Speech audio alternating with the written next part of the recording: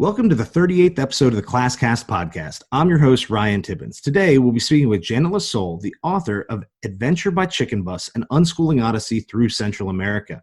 Janet and I have been in touch for a few weeks, emailing back and forth, trying to find a good time to talk about something that she is very passionate about and that I am very curious about, and that is the concept of world schooling, which is not necessarily the traditional homeschooling or unschooling, but it also obviously would not be the traditional public school model.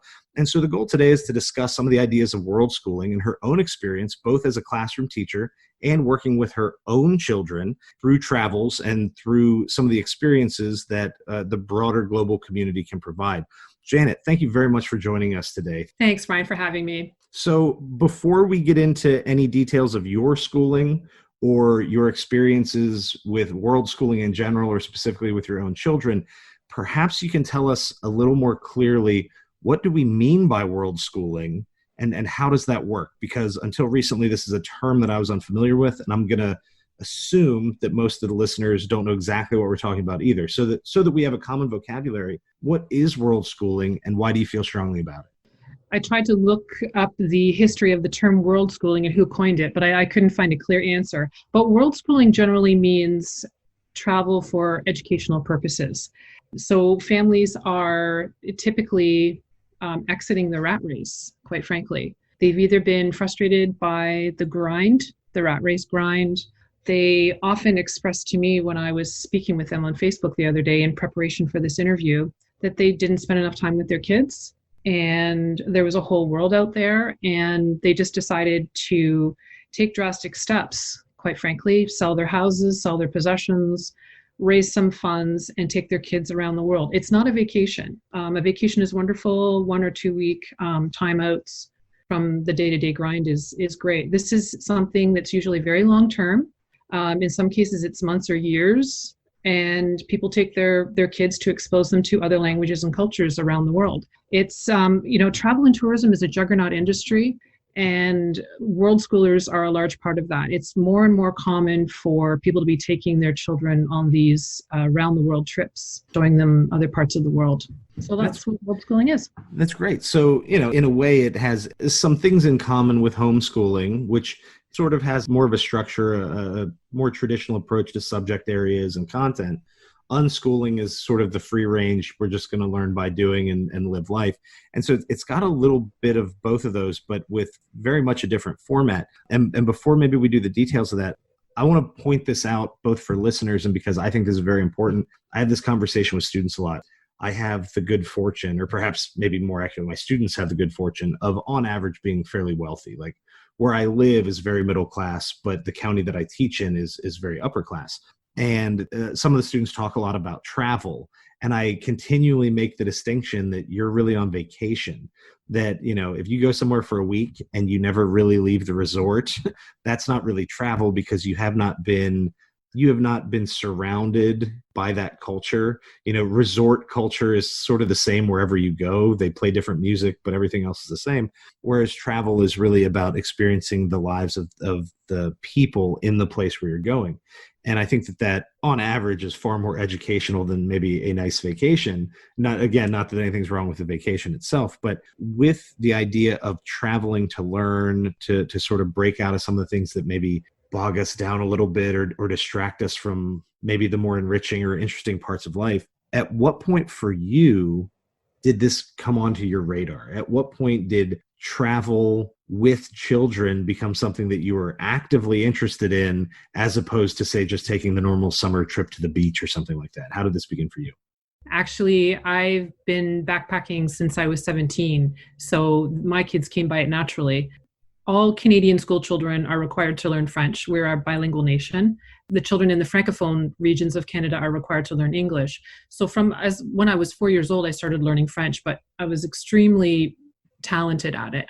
And all through school, those were my highest marks. And once I got into high school, my dad actually brokered a deal with his boss to take me to France with them for the summer to babysit their kids. And I was 17. And so that was my first experience with travel. And I met a friend there. We've actually been friends ever since. And I'm a lot older than 17 now. So the experience of traveling when I was 17, and I'm sure you've talked to many people who have traveled, and the very first time they travel, they say to themselves, they never stop after that. It's just something that happens to people. It's just so extremely interesting. So as I said, I started off at 17 and I never really stopped. I went off to university and I was studying languages at university, actually. And, one day I got a part-time job sitting in a parking booth at the university. So I would do my homework at the parking booth, and the parking booth faced the flight path of all the flights going into Toronto International Airport.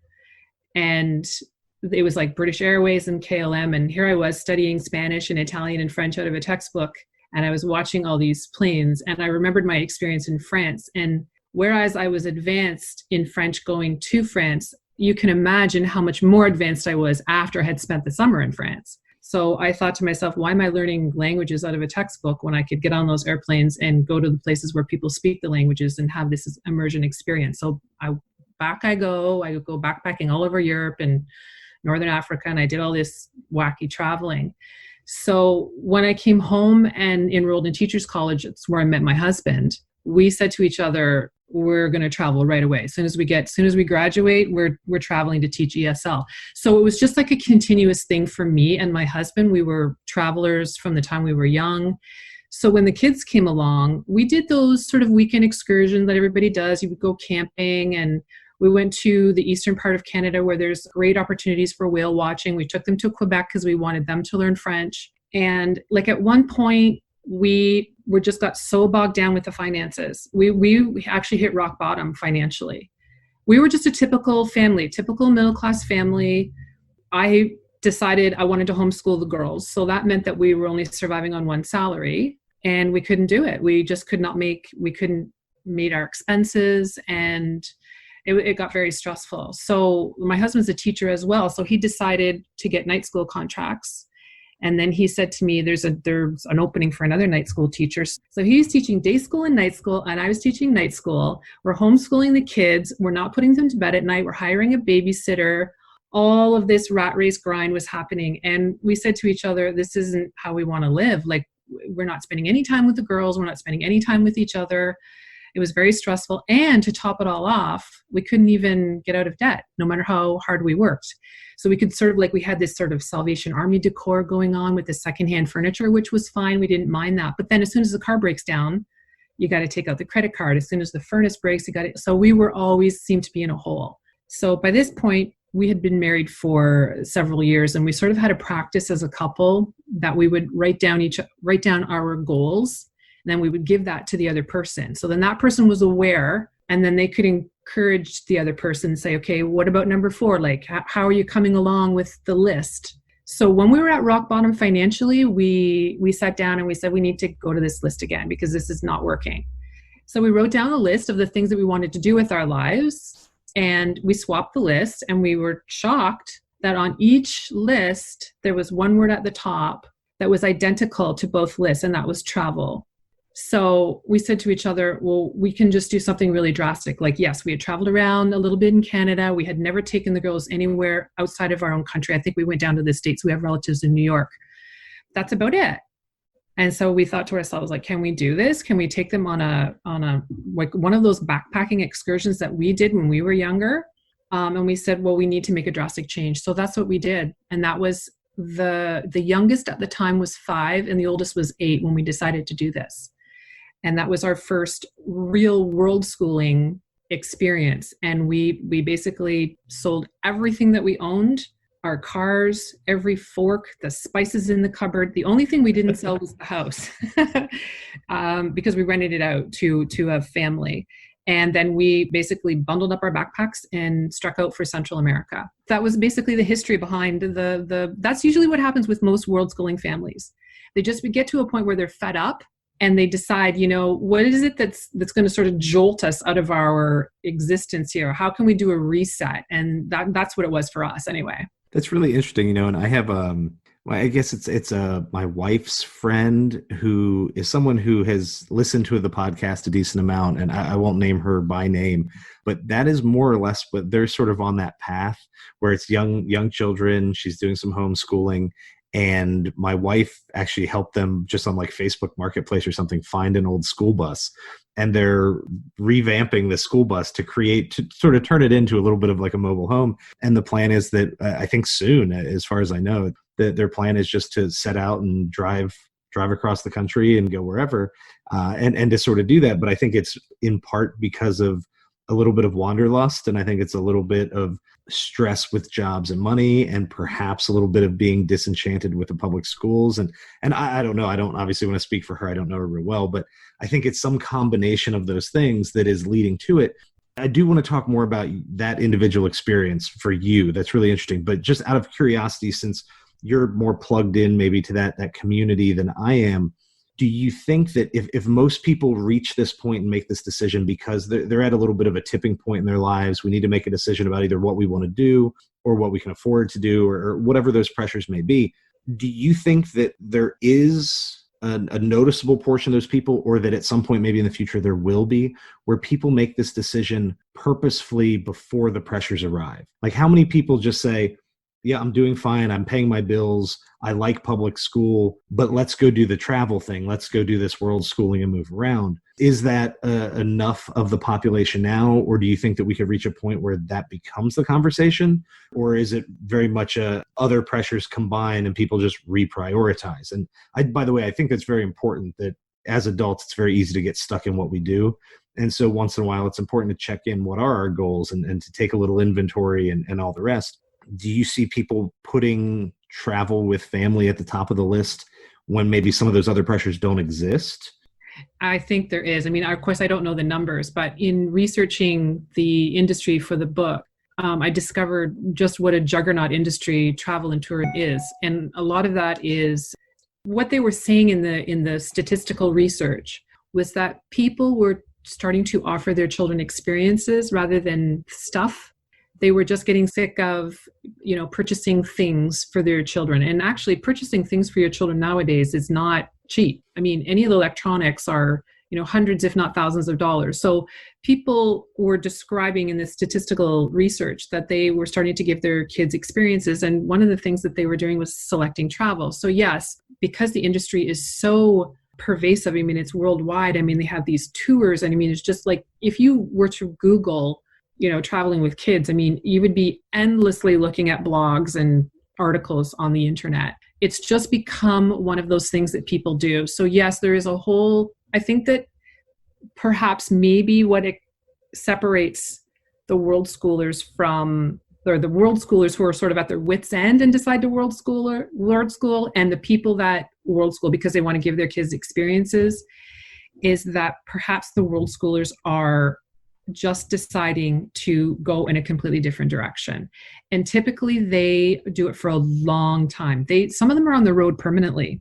They are just going from country to country, and it's been 8 years since they've been home, or they don't have they relocate. They go from Australia to Panama, and they're staying in Panama. And at one point they may end up in England. There are some people who do this permanently. We never had that intention, but we did go for a long time. I think other people who are not at their wits' end are able to do it because they can take a leave of absence or a sabbatical, and they have the financial resources. Perhaps they can work remotely, and they decide to do it because they want to spend time with their kids and they just want to explore Thailand for 6 months. So yes, I think there's a significant portion of the population that is deciding to travel with their kids because it's just the market is like the infrastructure is there now for families. Yeah. And it's interesting you say sort of the time spans, because that's something that I have thought about. At its core, it's the same discussion, but it's contextualized very differently. I mean, now I have kids. I don't go do much, and during a pandemic, I do nothing. But I used to go to a lot of concerts, and so I don't know if you're familiar with the Grateful Dead or Fish or bands that make their moves by touring. And when I was high school, college, shortly thereafter, I would go, and I remember doing a stretch 8 or 10 concerts, but you see people who have RVs or who are living out of little Volkswagens and stuff, and I remember thinking over and over in that situation, like, man, I love doing this for 2 weeks. I couldn't do this for 6 months. And now granted you're following someone else's plan and it's constant motion. You never get to settle down for a few weeks in a place, but that's always been in the back of my mind when I think about how much or how little I want to travel. For me personally, the duration would be difficult unless if I could spend a year in a place and then a year in a place, maybe for me personally, maybe I could do that. But when I think about people who are more or less constantly on the move, you're working out of a school bus, an RV, whatever, I just think, man, that is exhausting. Like, travel is so enriching, but if you're not really good at it, and I'm okay, but I'm not really good at it, it's exhausting. It's a lot of work to constantly be keeping track of where am I, when am I, how much money do I have, where do I need to be, what are the available resources? I don't speak this language. And for me, in a short-term thing, I think that's really enriching. I think it's wonderful. It's hard for me to wrap my mind personally around the more constant motion, And so when you're thinking, and for people who can't see this, Janet is laughing at me through a lot of this right now. Like, how do you talk with people about that experience? And I don't know if there's an average, but for the families that are doing this kind of travel, what are the durations, not of the entire world schooling? So we do it for a year, we do it for 8 years. How long do most people spend in a place? Because I think that sort of change from community to community, or say moving through Europe where you have to change languages, every 150 miles, like that is a grind, like we want to get away from the rat race of paying bills and going to work, but you might find yourself in a place where you're not racing rats, but it is just as difficult, So like, what is that experience like in terms of the duration, or how do people manage the stresses of travel? I have to say, one of the reasons I wrote the book is because there were many, many people that asked us how we could basically they're asked the same question that you just asked, which is how could you do that? How can you manage the stress of it, and you're caring for 2 children, and the grind of going village to village. But the joke in this family is I find it much more stressful to organize a 7-year-old's birthday party than I do backpacking through Central America. So, keep in mind that I had been backpacking since I was 17. So that's something that's very familiar to me. I can adapt very well to places that speak foreign languages. And in fact, I'm a geek for languages. So I actually travel. This is going to sound so geeky. I actually organize my trips now to learn a language. So if I'm like, you know what, I don't know how to speak German, I think I'm going to go to Germany for 6. Like, that's just me. That's the way my geeky brain works. How many languages? Sorry to interrupt, but I was going to ask you this earlier, but it came back up now. How many languages do you speak fluently, and how many languages in which can you sort of get by? So I can speak French and English fluently, and my Spanish is close to fluent, as you can imagine, after being 2 years in Central America. And my Italian is I come from an Italian family, so my Italian's pretty good. If I could just brag for a minute, my youngest daughter can actually speak 4 languages with varying degrees of fluency. So she speaks, obviously, English. She speaks Spanish okay. It's been a long time since we were on the trip. She speaks French because we can maybe talk about this later, but we spent a lot of time in Quebec. And she's been world schooling herself since she was 17. So she spends a lot of time in Korea, and she's considered at an advanced level in Korean. So I think that the geekiness that she has towards language and culture maybe came from me. But just to refer back to, how some people react in the way that you reacted, which is, it just seems very stressful to go from town to town, and perhaps making sure that your children are safe and learning different languages as you go and trying to cope. And I guess it's just a matter of perspective. Like, travel for us was just so unbelievably interesting that those things are interesting to us rather than stressful. And some people just told me flat out that there's no way that they could do it. And one of the reasons is because when you world school, you are intensely with your family 24/7. So you are staying in campgrounds, you are staying in RVs, you are staying in hostels, you are staying in hotels. And so you know what that's like. There's very little time to be apart. It's just, so a lot of people were reacting to that too, more so than what you described about, having to learn languages at each stop in Europe, for example. But that intensity to be around your entire family 24/7 for these long periods of time. But again, I had the training because I was homeschooling them until we got into the financial bind. So we were around each other 24/7 even before we left. So for some Yeah. people, the fact that they don't like their family enough is harder than the fact Yeah. that they have to learn a language. Or, I mean, That's, I don't want to be harsh, but that's that is a limiting factor. Anyone who's ever gone on an extended, road trip, even without little kids, if you've just hopped in a car with a few of your best friends and spent more than a few days doing it, you suddenly learn a lot about how much or how little you like some of your friends. And so, I mean, that could be a limiting factor. I want to ask you about the language a little bit more, but first, do you have a sense for how long is like a typical stay in a place? Or is it just very family to family? Like some people move every 3 days, some people spend 6 months. How long do most world schoolers expect to spend in a community before they move to a new one? usually it's a long time. Usually they are renting houses for weeks, if not months. We sort of did it like that. So our trip was 2 years total. And the school year, so we spent most of our time in Costa Rica, but we toured the entire region.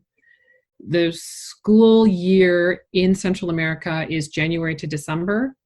And we had the intention of going down there to teach because we wanted to travel for longer. So we knew we needed a little bit of income while we were there. So we arrived at the end of August and we knew we couldn't start teaching then. So from the end of August until the end of December, we just hopscotched from community to community. So we'd spend like a week here and 3 days there or whatever. When we found something interesting, we stayed. We had no schedule other than we knew we needed to find teaching jobs by January the 1st, which we did. So from January the 1st until the end of that year, December, we actually rented out a little cottage in a small village in Costa Rica. And then after that contract was completed, we went from January to April. We returned to Canada from Costa Rica by hopscotching our way north to Miami, actually. And then we flew home from there. So it depends. It depends on everyone's goals. And I mean, it seems to me like, because I'm on all the Facebook groups, it seems to me that people are renting houses and staying somewhere. Like they'll stay in Bali for 6 months or they'll stay in Australia for 18 months. They'll tour around the region while they're renting a place. But that hopscotching is not, it's hard to do that with kids. It's hard to hopscotch like I've described with kids. So we used to have parameters. Like we couldn't go for more than 3 hours on a bus. So we had to go, whatever community we were going to couldn't be more than 3 hours. Like it's just too much, it's, right. You don't want to turn kids off traveling by having these, really excruciating bus rides. So a lot of people don't hopscotch like that, but they'll do it sort of maybe every 4 weeks, they'll go to a new location. It just depends on everyone's goals. In terms of, it was interesting, you said you don't want to turn kids off to travel. And, part of this, as you point out for yourself, this became a little bit of a lifestyle because you got a taste of travel and experiencing different cultures when you were 17. Your daughters obviously experienced this much younger. And so at that point, you probably don't have to teach a love of travel so much as safeguard the love of travel. As you just point out, like I don't have to turn you on to it. We just have to make sure we don't do anything weird or too rash and turn you off from it. Thinking specifically about children, there are a million limiting factors that people would have to deal with in the logistics, the money and destinations and everything else. But thinking specifically about a child's experience, if you spend 6 months in a place, you learn the community a little bit, you find an ice cream shop you like, or there's some food, or you make some friends down the street. Is the social dynamic difficult for younger children where you're constantly leaving your friends? Like I've taught a lot of students where I work, it's sort of a transient community. We have a lot of people who live all over the world. There's a lot of government contract jobs. So people will be in the area either because they work for the military or for government contractors. They'll be there for 2 years and then they leave. And so I have a lot of students who've expressed that sort of difficulty of having to leave and then make new friends. And some kids kind of like it and a lot of them find it stressful. But I'm thinking maybe especially for younger kids, because you said, your daughters were younger when you did it, but when those moves come even more frequently, is that a social pressure that the kids experience? Do they get used to it? Not that this would be a reason to do world school or not to do world school, but how do you accommodate a young child's need for some social stability? Like, what does that look like? Yeah, that's a good question. One of the things I write about in the book is it was actually easy for us to leave because they were homeschooled. They didn't have that they had each other. They're 2 years apart. So they had each other and they were very good friends. They always got along, but they didn't have those friends that typically kids make in school. So it was actually easy to leave. And once we were there, we were hopscotching around as I described. And then once Lloyd, my husband, got a teaching contract at a private school, we talked about whether or not the girls should go to school. So whereas we were really committed homeschoolers, we talked about it as a family. And the girls said, well, we want to try to make friends. Like, we want to learn the language. We want to try to make friends. So we enrolled them in the school that he was teaching at. And it was okay for a while, but it wasn't a private school, as you can imagine, and it sort of attracts a completely different demographic than what we belong to. And the school wasn't in our community, and it was really hard to sort of hook up with people in the weekends.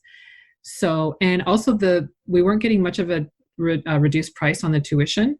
So it was really, what I talk about in the book is it really, the tuition for the girls to go really cut into our garage sale money. So we had like this massive garage sale for like 6 months before we left.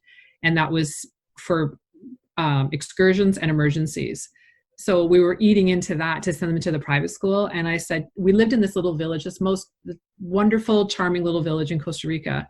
And I said, well, what if we send them to the public school? I mean, I don't know if they will allow them to go to the public school, but we thought it would be free and it would allow them to meet friends in their own community. So we went over to talk to the principal. Now, at this point, I was also teaching ESL in the community. The people of the community actually approached me because they knew I was a teacher and they knew I spoke English, and they asked me to teach them. So I said, absolutely. And I was teaching them for free. I just did it as a volunteer. So the principal, who had several teachers at my class, said, of course, I'm going to allow your children to come to my school. So they went for several months and they made some really great friends there.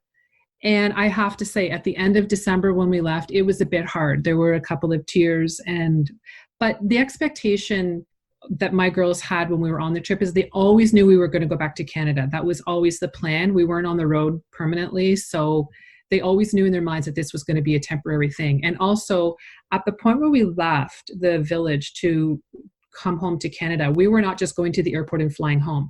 They had ahead of them several more months of travel. So we sort of pitched it like, we're going to see these volcanoes and we're going to go zip lining and we're going to see the rainforest. So they had something else to look forward to. So I think it eased the pain a little bit. Yeah, it's not an end, it's a beginning of a new kind of thing. And, so okay. Yeah. And that's good. Now, in terms of a limiting factor, maybe for adults listening to this, so I'll share a quick experience of my own to put this into context. I grew up in central Pennsylvania, so a rural, suburban kind of area, very white, no other languages spoken, at least publicly at the time. There's a larger Hispanic community now, but I had no experience with foreign languages until I took foreign language in middle and high school. And I took French, and it was mostly just because the French teacher was nicer than the other ones.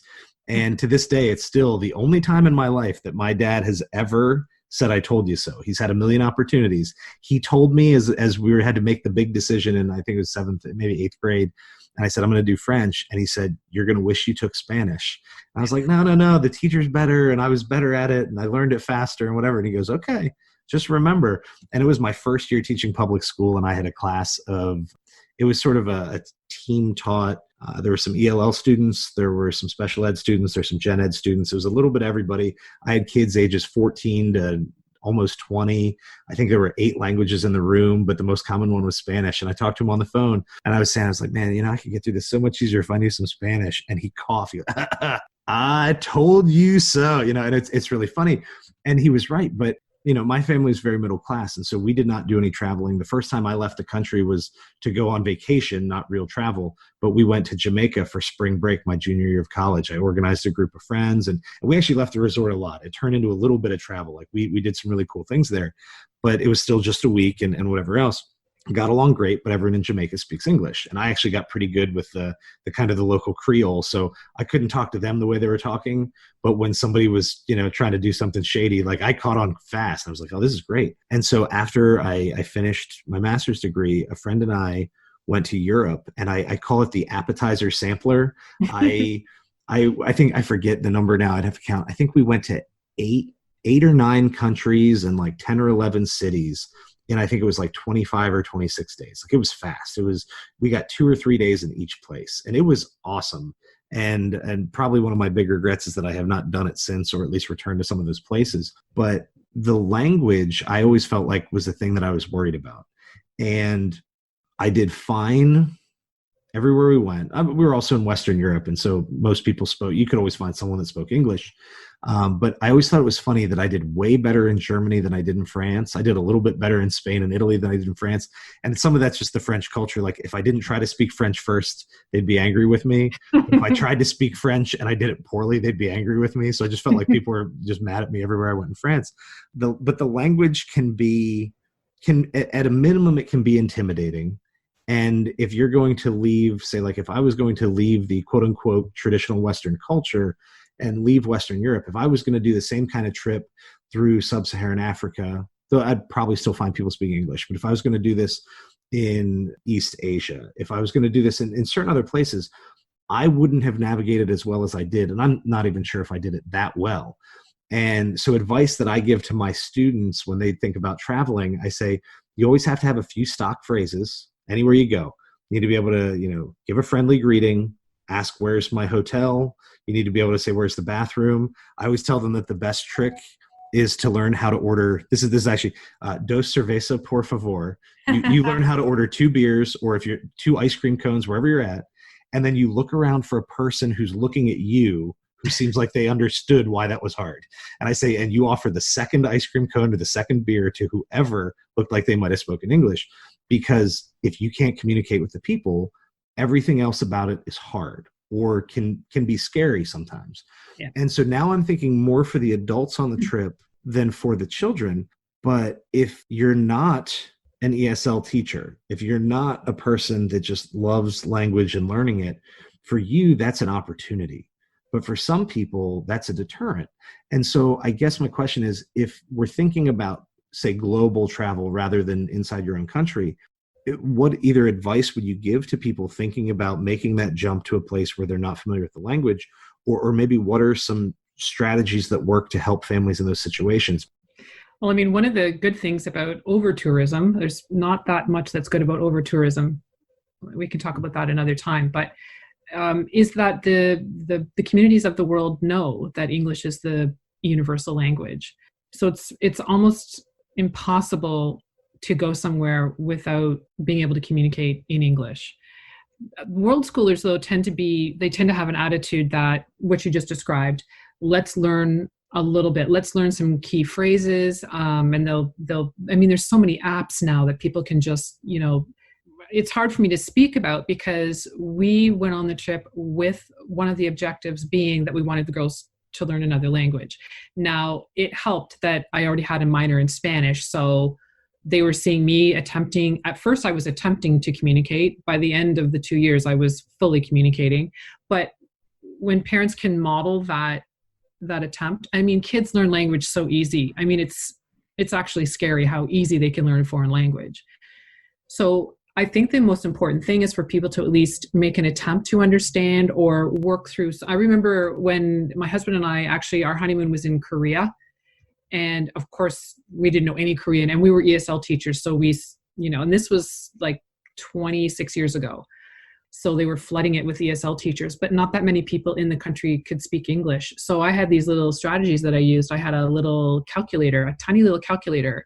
And when I would go to the market to buy fruit, I couldn't say to them, how much is it? I mean, I did, but they didn't understand what I meant. So I did in the calculator, and then they would punch in the number and give the calculator back to me, and they would say it in Korean. So eventually I remember I came home one day and I said, I understood what they said to me. And then my students would help me. I'd say, can you teach me how to count like 1 to 10 at least, so I can understand how much. But I think world schoolers have this really open attitude towards language, because don't forget that the point of world schooling is to provide an educational opportunity for children. And one of the easiest things to do when you're world school is to immerse your children in another language. So even if you're rubbish at it, and a lot of adults aren't, a lot of adults they're intimidated by the whole language thing, the kids will just run with it. I mean, they just play with other kids and they're jumping up and down, and the kids are speaking to them in another language. They can pick it up like sponges.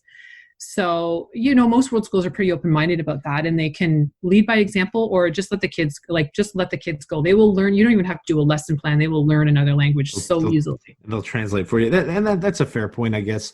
The people who are drawn to this both lifestyle, but also school model, so to speak, are probably the people who would be less intimidated. The person who's hesitant about it in the first place probably isn't the person who's leaving their home for 2 years, selling their stuff and doing it. So that's probably a fair point. You were talking there about sort of the immersion and the rest. And I was reminded, I don't remember the number, but a few podcast episodes ago, I spoke with Julia Rogers, who is I believe the president of the Gap Year Association, which is like the national American organization that sort of keeps an eye on different gap year programs and things like that.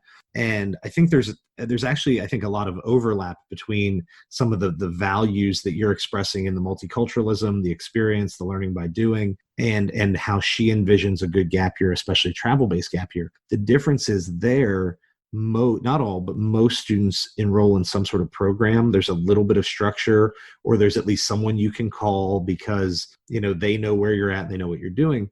Whereas, based on what you've said, it sounds like this is very much, world schooling is very much families sort of going it on their own.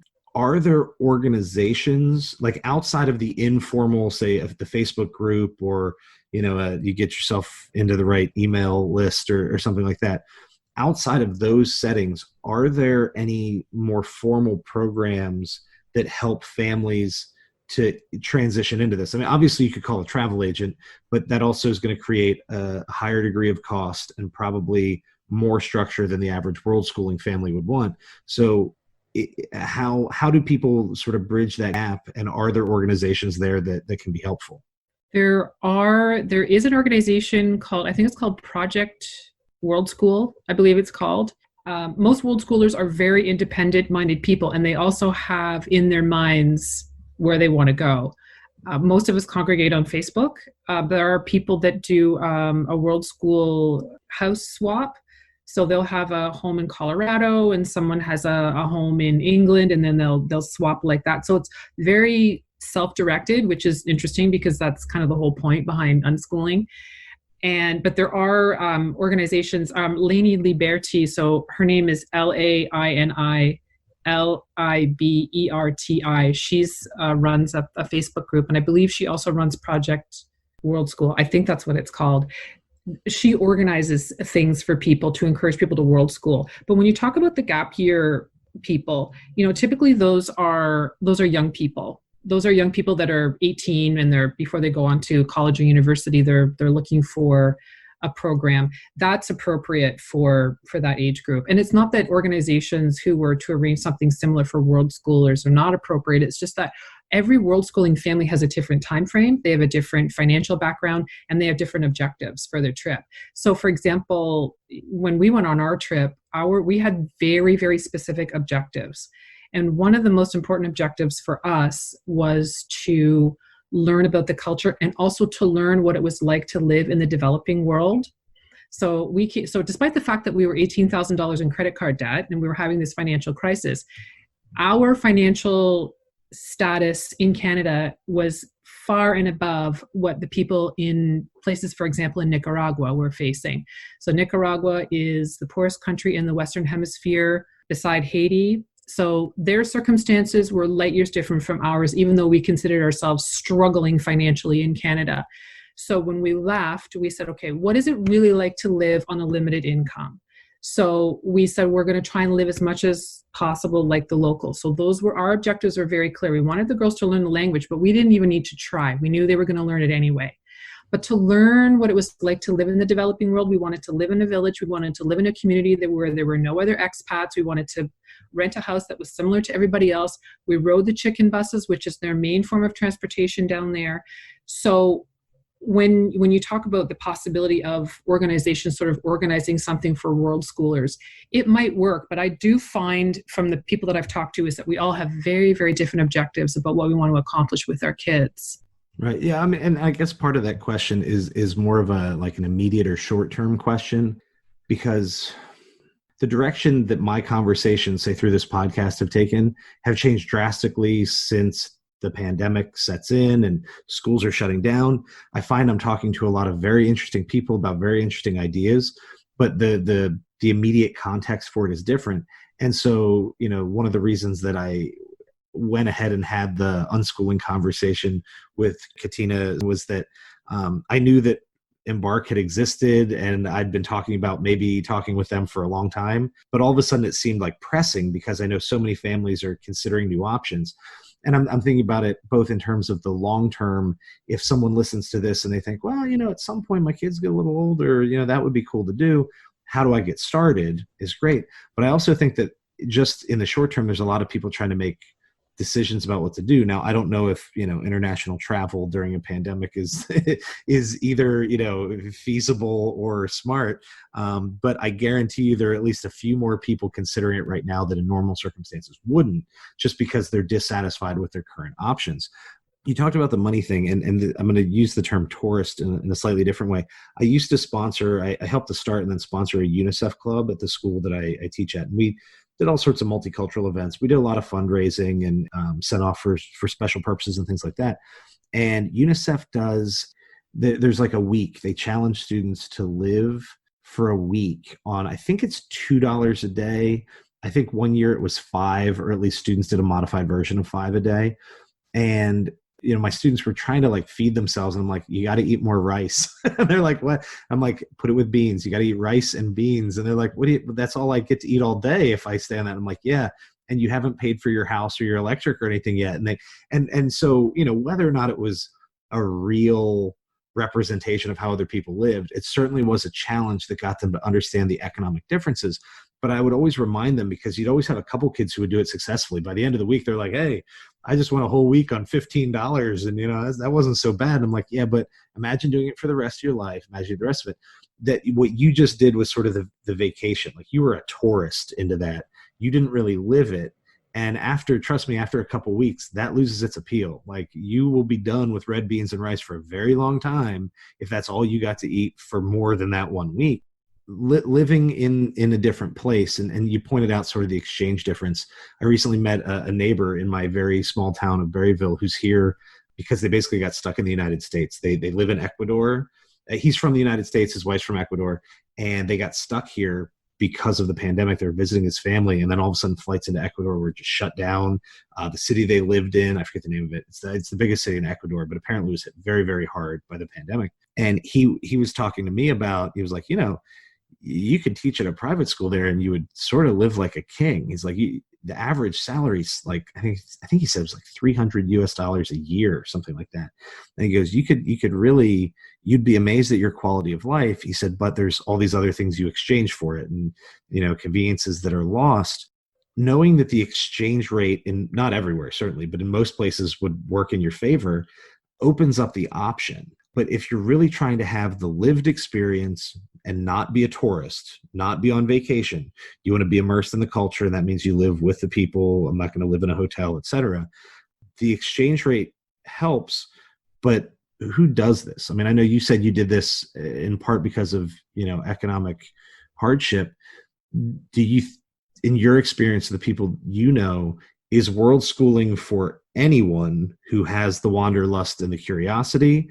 Would you say that the people who do this are predominantly, upper middle class? Are there poorer families who pull it off? Because once you get to a new place, maybe your money situation looks differently. But I also know that sometimes when people feel desperate, they don't consider those other options. So in terms of economics, who both has access to world schooling, but who actually uses the access?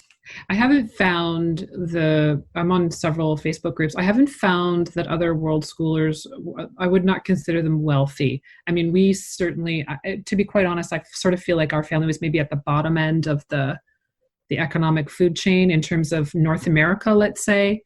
But by no means did I ever get the impression that people were wealthy. They may have been, but what I really tried to convey in the book was that world schooling is not necessarily for wealthy people. And some people will, this is really common among the expat retired community, is that expats will relocate to Portugal or Indonesia or Panama, for example, because the cost of living is so much more reasonable. So whereas they may be struggling in the US, they're not in, the way the economic systems work, they're just better off in other countries. So when we world school, we appear to be wealthy because we are in the developing world. But back home, it's a struggle to make those ends meet, as I've described. But definitely people who world school, I've heard so many amazing stories from people who, once they decide, so, my husband and I had that list and we swapped the list and we saw at the top that it said travel. And then it was like, okay, that the decision is made. At that point, the decision is made. We already knew how to travel. We just had to bring the two little humans along with us. So how do we make that work? How do we make that work? That was just the question. The question wasn't, should we make this work or are we going to do this? It was, how are we going to make it work? So then you start moving the priorities around, right? So we of course, the number one priority was to get out of debt. And we weren't doing it by working night and day. So we started to sell the possessions. And when you've been married for 10 years and you start hauling stuff out of the garage, you say, oh, did you know we had 5 of these things? Like it's, what it's like, you start accumulating. That's what it's like in the first world, right? It's like, why do we have? It's like you just looked into my garage. That's amazing. How did you know? I just looked in your basement because everyone's the same. There was a really good book that was written by Karen Esterhammer. She wrote a fantastic book called So Happiness to Meet You. And during the economic meltdown in the States, I think you had a mortgage crisis there a few years ago. Is that right? Yeah, about 10, 12 years ago. Yeah, and her and her family found themselves in this financial pickle, and they decided to move to Vietnam, and that's what the book is about. And so her and I sort of corresponded a little bit, and I said it was exactly the same experience. So here, in the United States, I think she lived in California, if I'm not mistaken. She found herself in this economic situation, and they sold everything, and then went to Vietnam, which is a much more affordable. So do you see what I'm saying? Like in some parts of the world, you're wealthy, in some parts of the world, you're not. I have that conversation with my wife all the time. Like I try to remind her that we're rich. She's like, we're not rich. And I'm like, I know we're not rich, like where we live, but like if you actually, no one ever does this. I actually do this. I teach an English class, but I do this sometimes when we read books about, we address like economic inequality, or you read a book about like the American dream and access to upward mobility. And I actually pull the charts and use like the data. And I say, not all your parents are going to be comfortable discussing it, but you don't have to tell me. I'll tell you those in the room. Go home and ask your parents how much, like what's the household income, and then go back and look at these charts. And what you're going to find is that almost everyone in this room is in the top 10% globally. And because we're in a wealthy community, a lot of those kids are in the top 10% even nationally. But they don't know it. Like they hear their parents saying, well, we don't have money for that, or we can't do that. And they don't understand the scale. Like they only see the top end of the continuum, and they say, I'm at the bottom end of this, but they don't realize that the continuum goes on for another 175%. Like, that there's so much more space. And so by maybe realizing that, it does create options. It does create opportunities. Again, if you're the person that has the curiosity or the willingness to travel. I asked that question not thinking that the economics was actually going to be a limiting factor. I was really just wondering how many people think it is. That I think with money doesn't buy happiness, but money buys options. And when you get to make more choices in your life, sometimes you do feel a little bit happier. And so I just didn't know how that factors into like, are people more likely to make the decision to world school if they're not experiencing some of those other pressures, or if they see more options for themselves?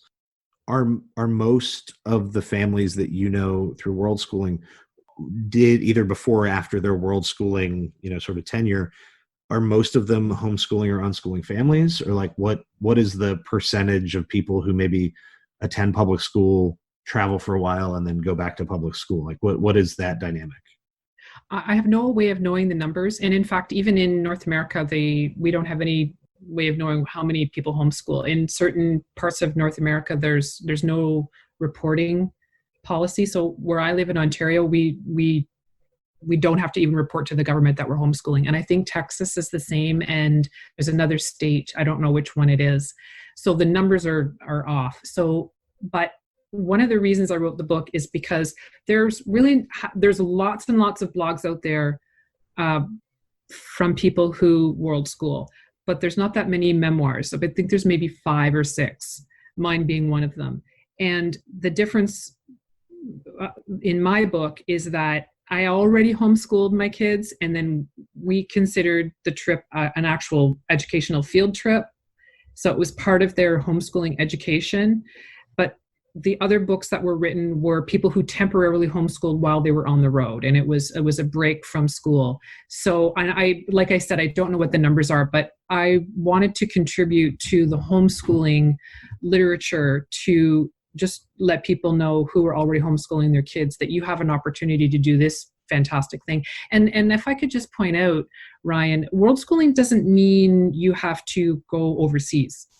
It could be you're going to spend 6 months, like you were talking about your wife's friend who's refurbing a school bus and they're driving all around the States. That's world schooling. You're just seeing the world. It doesn't have to be on another part of the world. It can be even within your own state or your own province. So I wanted to contribute this information to homeschooling families to say, this is a really excellent way to teach your kid biology and science and social studies and history and geography and language arts. So whereas other people typically, actually some world schooling families organize curriculum and they lug all these books with them, which is fine. Everyone has a different style. We didn't do anything like that. We just sort of let life roll on every day. But that's how we did it at home too. So I don't even want to say most world schoolers don't homeschool, but I think there's a large portion of the world schooling community that has their kids in regular school and just removes them for a period of time and then puts them back in when they get home.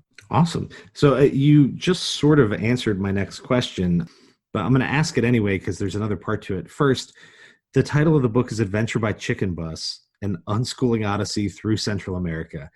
And one of the striking things in the title is chicken bus. And for anyone who, if you look at ClassCastPodcast.com or if you look up the book elsewhere, the cover is striking. It's a very cool, colorful bus that reminds me of going to hippie concerts where people have painted up buses and that sort of thing. A few minutes ago, you said the primary or most common form of travel in, I think you said in Costa Rica and someplace in Central America, is the chicken bus. And so, two-part question, part of which is already answered, but one, what the hell is a chicken bus? and then two, you just sort of talked about why you wrote the book, but in terms of it being a memoir, like how much of it is just memoir sharing experience versus how much is meant to be sort of instructional, I guess, is the remaining part of that. So chicken buses have a very interesting story behind them. And by the way, thank you for mentioning my cover. My publisher did such an amazing job. It was as soon as I showed my family, they're like, "Oh, I think we rode that very chicken bus." They did a great job on the cover. So chicken buses everyone knows what a school bus looks like. It's those, orange, yellow school buses that everyone has probably ever ridden. Even if you don't live in a rural community, you've been on one of those to go on a field trip. The cheese wagon, yeah. Is that what you called them? The cheese wagon? I don't know. I remember kids when I was in school that used to joke about it. The kids who didn't ride the bus called the bus the cheese wagon. Once there's a mileage limit that those buses, once they reach that limit, they have to be retired from use. And then I don't exactly know if they're auctioned off to communities in Latin America or if they're donated. I don't exactly know how that works, but the buses are driven down through Canada, the United States, and Mexico, and into the rest of Central America. So they're very, very common in places like El Salvador and Guatemala, Costa Rica and Panama, which they have the financial resources to purchase what we would consider like regular coaches, but they still do have chicken buses in certain regions, like usually in the rural regions. But places like Guatemala, that's almost all they use. But once those buses arrive in the country, they are completely refurbished. They're painted those wild colors that you described that sort of look like hippie, but they're turquoise and they're pastel. They're just beautiful. They put overhead racks on the outside. Then they put roof racks inside. They rip up the seats and they put them closer together so they can accommodate more passengers. Usually at the back, there's a gap of, say, maybe 5 or 6 rows of seats are ripped out, and then they can put cargo back there. And they install huge speakers above the driver's head, and they just blast that Latino music, like really blast it. And it usually has religious imagery, and that forms the main part of their public transportation system. They're dirt cheap, and they they go into every outlying area. Like they'll make their way to every sleepy jungle backwater. Like we went to every sleepy jungle backwater using these buses. And when we could go no further, we actually did boats, like to get the islands and things. So they're wide reaching, they're really inexpensive, and they act as a lifeline for the residents there who don't have the financial resources to purchase vehicles. So even people will take their pets to the vet by chicken bus, or they own like a small convenience store, and they'll go to the main city by chicken bus. They'll load up on all of their supplies. They'll put it in the back, as I described, that little cargo area, and they will take the chicken bus back to their community. And so it's a lifeline for people. So that's how we navigated through the entire region by chicken bus. That's amazing. Real quick, why do they call it a chicken bus? Can you imagine why? I mean, I'm assuming there's a lot more chickens on the bus than I would be comfortable with, but I don't. There are chickens. That's, like I said, they transport anything. I mean, everyone in Latin America seems to have a chicken, so they need to be transported. We would see people with boxes with the little chicks in there. Sometimes we saw full-grown chickens in vinyl bags. Yes, that's why they call it. Okay. And it's not. And just to be clear, it's not a derogatory term at all. It's an affectionate term that we use. That's awesome. Okay. And sorry, what was the second part of your question? And the other part, and I combined those two because you'd already kind of answered the other question, which was, a little bit more about the book. And you'd already talked about sharing the memoir and doing it with sort of the homeschooling lens and all of that. I was just curious, traditionally in the memoir, you're telling personal stories on a certain topic or period in a person's life. In sharing your family story, how much actual guidance or advice are you providing? Is that a lot, a little, none? You already defined it as a memoir and sort of talked a little bit about the intended audience. I'm just curious, for people who are interested in the story, it sounds awesome and worth checking out. People who are considering world schooling as an option, how much of this would just be like learning through your experience versus do you provide any direct advice for other people considering these options? It's definitely a memoir of our experiences, but I pepper it with practical advice. So one of the main pieces of advice is how to travel on an extreme budget. So I offer tips on how to, just provide what we call it a Ziploc bag salad. I give a recipe on how to do that, how to travel cheaply.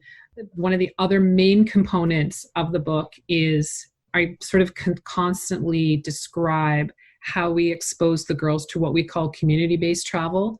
So we did some volunteering in a turtle sanctuary. We actually slept overnight in the jungle with an indigenous family, and that was part of a microloan program. So this particular organization was raising money to offer microloans to the indigenous community, and part of the package was to sleep overnight with the family, like literally in the jungle. I mean, there was no running water. It was like we had a thatch strip, was open air. The jungle toilet was like a hole in the ground. Like it was the actual experience. But we constantly said to the girls, as much as we can, we're going to avoid shopping at a corporation, because I write tons of articles on this topic. The problem with travel and tourism is what they call economic leakage. So that means that for every $100 that you spend in a destination, how many of those dollars actually stay in the community? So the UN actually did a study, and they found that for every $100 spent on a vacation, only around 5 of those dollars stays in the community. So that's massive economic leakage. So when I talked earlier about the problems of over-tourism, that's a main problem. So apart from the environmental degradation, you are also going to these destinations and the people there really gain no benefit. It's more of a deterrent for tourists to go there. So we always tried to minimize the economic leakage. So that meant that every tour guide, everything that we purchased, every excursion that we went on was either a business that was owned by local people or it was guided by local people. And that's peppered throughout the book. And I put those statistics in there, and I show people how to be aware of their economic leakage. Yeah. And I mean, I think that's important kind of everywhere. I mean, I don't know if you guys do this in Canada, but in the United States, there's always talk about buy American. And and in one way, I think it's a good thing because you're trying to support local communities. In the other way, I think sometimes you're just depriving poorer people in other parts of the world of, access to jobs, and, whether they're good jobs or not is a separate discussion. But I don't think it's always a simple, say when you're at home, of just buying stuff made in your country, because again, if very little of that money trickles down into the community where the factory is located, then buying American didn't really mean much. When you're traveling, and especially when you're traveling to poorer countries, that's probably an even bigger concern because people are working on smaller margins. And so I think that's both a very serious and thoughtful concern. I also think that it's an incredibly valid thing to talk about when someone is talking about traveling. When you're going on vacation, you're going to stay on a resort, you never leave the resort.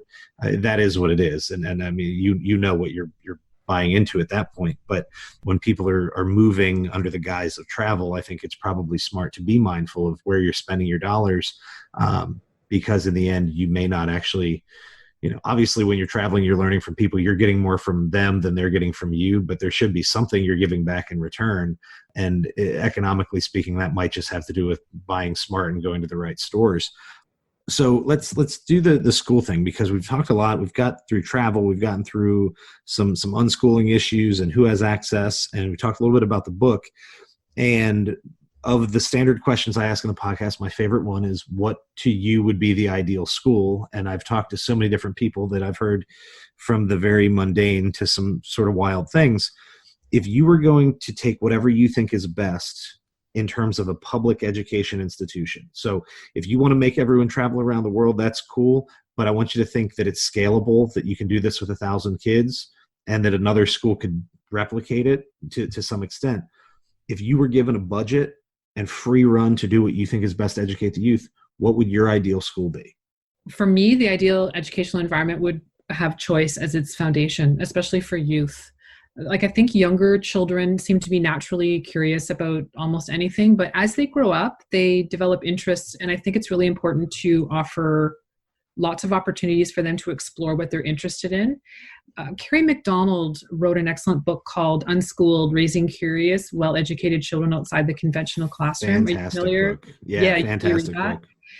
She was just so great. The way she described, I couldn't have described unschooling better than how she put it, which was, I just love the analogy she used about libraries and museums. So everybody that goes into a library has the choice of reading any book that's in that library.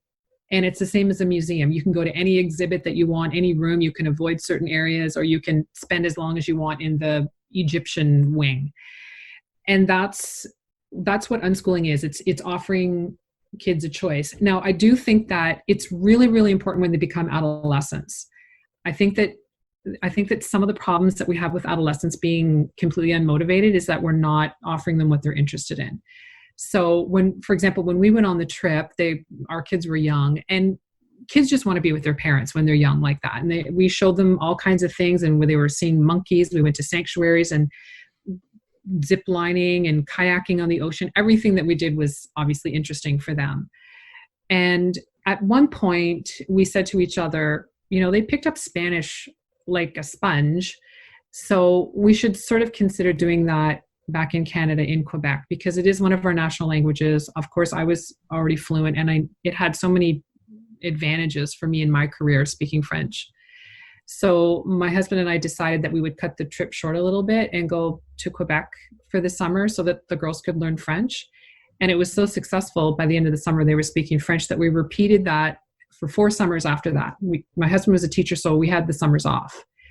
And we went back every single summer for 4 more summers. And then in the 5th summer, my husband was getting ready to go back to Quebec. And I said, yeah, I don't know if we can do it anymore, because our oldest was 13. And that's the age, right, where they start to get their own ideas, and they have their own interests, and they have their own objectives. And she really got interested in theater. And I said to him, I don't think we can do it anymore. I think we need to sort of like be sort of in the background and sort of see what they're interested in, and then just put our energy behind that. And that's what happened. She was busy all summer with theater. So, and we just sort of went with that. Whatever they were interested in, we went with. So I think there's usually like a cutoff point where, like, an elementary school system, like, I'm sort of describing Montessori, aren't I? Where you offer a little bit, yeah. all kinds of things for kids to become engaged in. And then once they become adolescents, you sort of stand back and say, well, what is it that you're interested in? And try to expose them to as much as possible, because how do they know what they're interested in if they haven't, seen a certain sport or gone to the theater or studied nutrition or whatever it is that they're interested in? So that would be my ideal educational environment.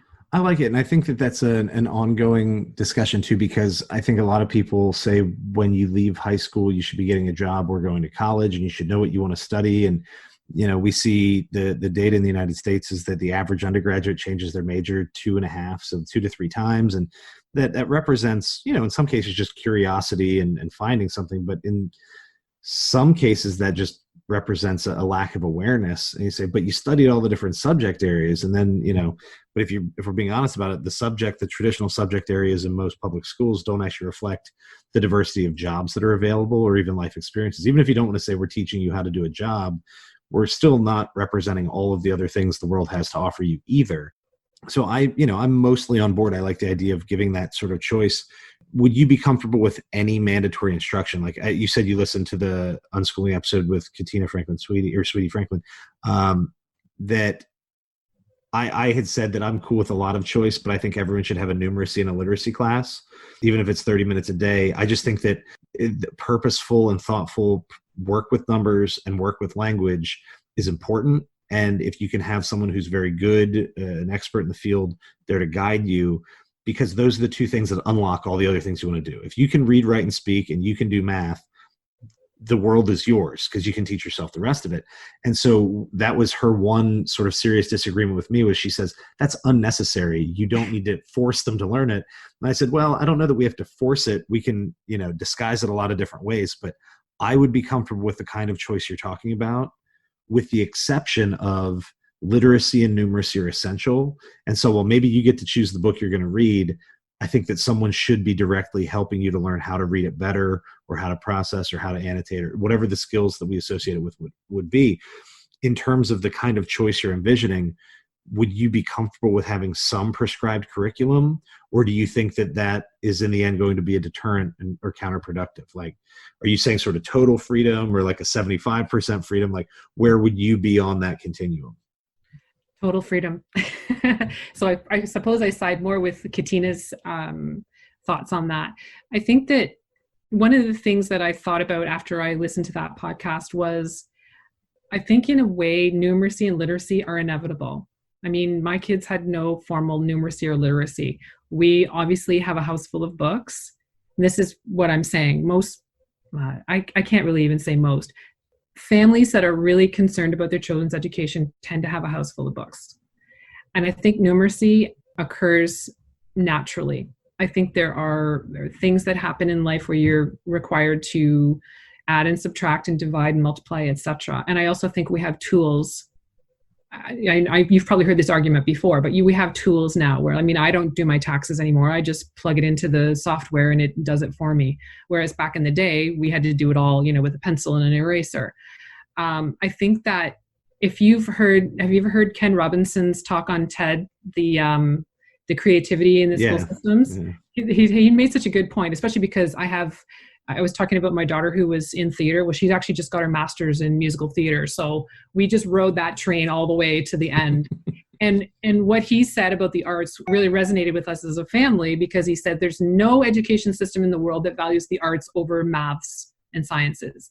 And even within the arts, drama, dance, music, and whatever else it would be. Visual arts, there's even a hierarchy. So, dance is considered below art, and then music would be, so there's even a hierarchy within the arts field. And I thought, well, that's really interesting, because this may shock people, but among the homeschooling community, there are many, many anecdotes about children who read late. And I'm using my air quotes when I say read late. So both my kids, I have one who's just graduated with their master's, and I have another one who's she's a COVID refugee right now, but she's in college. Obviously, they're both really good readers, but both of them read late. One read at age 8 and one didn't read until age 9, which if they had been in the public school system, that would have been cause for concern. There would have been some remedial action, all the rest of it. But because they had taken music from the time they were infants, they could, at age 4 and 5, they could identify, when they heard classical music, they could identify which one was Beethoven, which one was Mozart. But the school system doesn't value that. They valued that they should be able to read at age 5. So do you see what I'm saying? Like, I think that, in my opinion, mandatory courses are not necessary, because I think there are some things that happen naturally, and I think we can trust children to pick up literacy skills and numeracy skills. But how do they pick up an appreciation for music? How do they pick up how to become fit? Those are the things that we don't often emphasize, certainly not the arts, that maybe those should be mandatory, or maybe we should emphasize those more.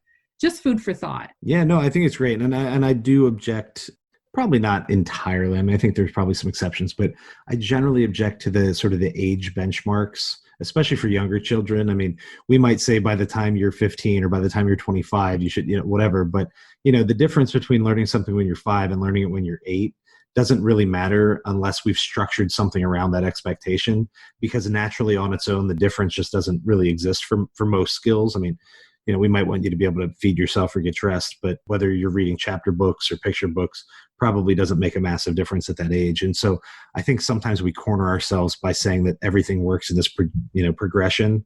And then we say everybody's going to do the same progression.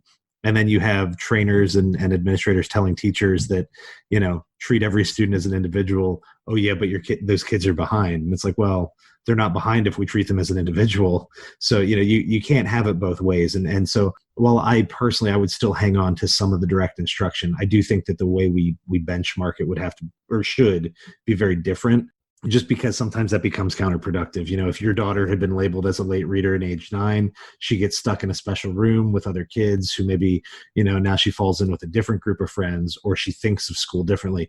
The kid who gets suspended for, whatever in 3rd grade just starts to associate, I'm the kid who gets that. And that does a weird thing in your head where later on in life, you maybe don't avoid the suspension because for you, that feels natural now. And so while sometimes we're trying to do things that we think make schools run well, we're also doing things that make young people think about themselves very differently. And that actually probably has a bigger impact. Thinking I'm a struggling reader has a bigger impact for the next 50 years of that person's life than whatever it was that they couldn't have done that day in school. The disruption in the lesson is minor compared to the impact in the student's life. And I think that's why we probably need to be more cautious with some of the age grouping and benchmarks, also maybe some of the disciplinary issues. But yeah, so the choice piece I think is great. And I think it's maybe difficult to administer, but that, in my opinion, shouldn't be something that deters us from trying it. Saying it's hard isn't a good reason not to do it if we think that it's important. So I have one last sort of formal question. We'll get ready to wrap up. Books and movies, obviously, Adventure by Chicken Bus and Unschooling Odyssey Through Central America should be on this list. And you can talk a little more about it if you like, but what are maybe some other books or movies that you've enjoyed? And this can be for personal appreciation, just I thought it was funny, I liked it, or dealing with education or travel. What are some things that you would recommend to our listeners? So I've got a few on my list. Okay, I already mentioned Carrie McDonald's book. I just love that book. Then there was another book written by Jessica Watson, and it's called True Spirit. So this is a book written by a 16-year-old girl who sailed around the world nonstop by herself. So she was Australian. She's Australian. And I think she had sailed all her life with her family. And I think at age 14 or 15, she pitched this idea to her family that she wanted to be the youngest person to sail around the world nonstop. And I mean, it took an enormous amount of energy to convince her family to let her do it. And then even more effort to get support, to raise the funds, to get supplies, to arrange a support team. But she did it. I just thought, first of all, she was a girl. So I just thought it was fantastic. And it just sort of showed what young people are capable of. I think it has hit me quite a few times as I watch my girls grow up, just how much young people are capable of that we sort of dismiss as a society. So that was a really great book. And then the other, I don't know if you saw the movie on Netflix called The Boy Who Harnessed the Wind. I've heard of it. I've not watched it. It's the guy, well, I'll let you talk about it, but he builds wind generators, right? Yeah, so it's about a boy in Malawi. It's a true story about a boy in Malawi who invents a wind turbine. And he just uses scraps and spare parts of a bicycle to power an electric water pump so he can irrigate the crops in his village. But the great part about it was because I think there was a drought. And so his family was very affected economically by that, and they could no longer afford the tuition fees. So he couldn't go to school, but he managed to get into the library. I don't remember how he did that. And he just accessed all the books, and he was looking through some of the books because he was trying to solve this problem that his community had. So it was totally self-directed. And he accessed the books at the library on his own. And there was a librarian or a teacher there who he went to for advice. So there was a mentor. So it was like when you talked about the ideal educational environment, I did forget to mention that there probably should be mentors there. Whereas sort of teachers, it's sort of viewed as like, this is a top down, this person's like teaching a lesson and the information is going into your head. The mentor relationship is different, right? So you have somebody there who's already got experience, or they can direct and guide. So that's what they portrayed in that movie so well, is he had some resistance from his dad and from other people, but he was so motivated, went to the library, accessed the materials, asked his mentor, the librarian, for some help. And sure enough, and it was a true story. And he ended up inventing this device that pumped up the water to irrigate the crops, and his community benefited from that. Then the other one, this is actually a funny one. So the last movie that I would love to recommend is called School of Rock with Jack Black. Yep. That's like a family favorite. So if people don't know the movie, Jack Black plays this substitute teacher, and he just desperately wants to win the battle of the band. So he manipulates the students into forming this band with him. But it's really great because he's very encouraging, but he also allows each kid to sort of play to their strengths. So there was a bass player and she became the cool bassist, and there was a drummer. He allowed him to be the drummer, but there were people that were really creative. So one of them created the costumes. The other guy designed the light show. So it was like, they just sort of did this group project, but each student had an opportunity to play to their strengths. So that movie that's one of our favorite movies as a family. Oh, it's great. And that's a fun one too, because I think oddly enough, when it first came out, I don't think anyone, at least no one I heard, referred to it in any intellectual discussions of education. And somehow the movie, sort of faded from popular attention. And now I hear it referenced more frequently in terms of student choice or in terms of project-based learning and things like this. Like somehow a movie that, it has some good ideas in it, but that, at least on the surface is kind of just comedy and it's a little silly, has somehow secured a place in this discussion that's a little bit more serious than, I don't know if it's more serious than it was intended, but it's certainly more serious than it was advertised. That's for sure. I've had some students who, probably when I was younger, but I had students, it's also the movie was more new, but I used to, when I taught younger students, 9th grade, they used to say you're like Jack Black in that movie. And I'm like, we don't do anything nearly that fun, but I'll take it as a compliment, because otherwise you're either saying I'm a terrible teacher or this is completely awesome. So I don't know, but I'll take it as a compliment. So that's a good one. So, okay. So we got a few books, and a couple that I've heard of, a couple I haven't. So I'm going to check this out. So before we wrap up, is there anything else that you think we either missed, we sped through too fast, that you would like to clarify or restate before we're done? I had prepared for the interview by making sure we were really clear about what world schooling is, but I think we've done a really good job at defining it. And it's a practice, I guess you could say, where people take their kids on a trip for educational purposes. The book that I wrote sort of differs from a lot of experiences that world schoolers have, because we were really willing to live on a very limited income. That's sort of one thing that sort of sets it apart from other books, in my opinion. So we were living on a range of $600 a month to $1,500 a month. And it depended on the country we were in. So when we were in Costa Rica, my husband was making $700 American a month. And that was high. That was close to double what the locals were making.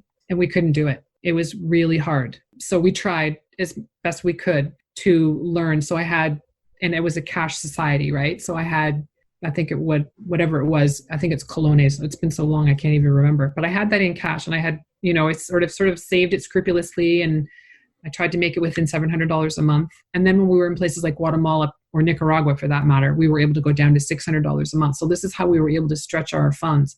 But what an eye-opening experience to know that we couldn't even do it. And even though we had a high salary, we didn't live in poverty, just to be clear, but we saw a lot of people around us were. And so when you described earlier you were encouraging your students to live on $2 a day or whatever it was, and, eat beans and rice. And so that's what the locals would do. But, we had the resources to provide the fruits and vegetables to the kids, but that was different, right, from what the locals were doing.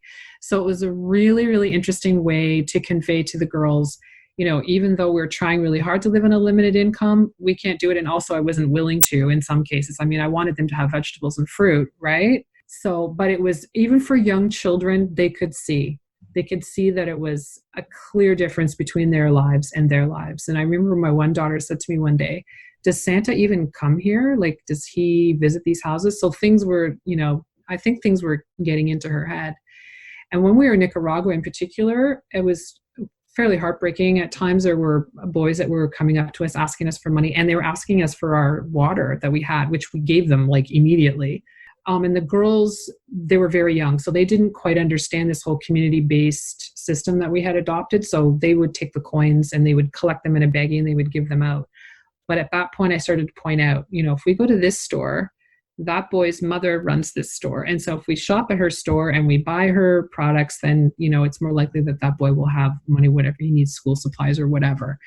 So that's where I believe the book sort of sets itself apart from other, we went here and then we did this and then we did that. I was trying to make a point that this is how we learn how other people live in the developing world, by trying to live like them and learn what their culture is like. So it was difficult. It was challenging, but I believe it had an impact. I can see now that the girls have a worldview that it's hard to say if they would have had a different worldview if we hadn't gone, but I can definitely see their reactions to things going on in the world may have been as a result of our experiences there.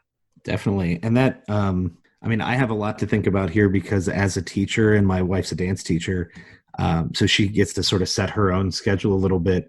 It's one of the things we look forward to most. We've got just a little bit longer before we can really travel with any comfort. Like, we need you out of diapers sort of stuff. But, we really look forward to being able to take advantage of summers off, since our jobs will afford that. And we said as soon as they're out of car seats is a good time to think about it. Yeah, as soon as they can be out of a car seat. And that's a good benchmark. Although, I don't know how they're doing in Canada, but here the age keeps getting older. I think kids sit in booster seats until they're like 25 now or something. Yeah, I know. You can drive the car before you're out of it, but no. But no, that's something we look forward to. And I think I hope that listeners have taken away some interesting ideas. I know that for me personally, I'm certainly thinking about some things that I can do, even short term, using that time in the summer, because, as you pointed out, there's a lot to be learned and a lot to be experienced. And it doesn't necessarily have to be for 2 years, though that certainly would be an amazing experience as well. All right, so we're going to wrap up. We've been speaking with Janet LoSole, the author of Adventure by Chicken Bus and Unschooling Odyssey through Central America. Janet, thank you very much for meeting with me and speaking today. This has been fantastic. Thank you so much, Ryan.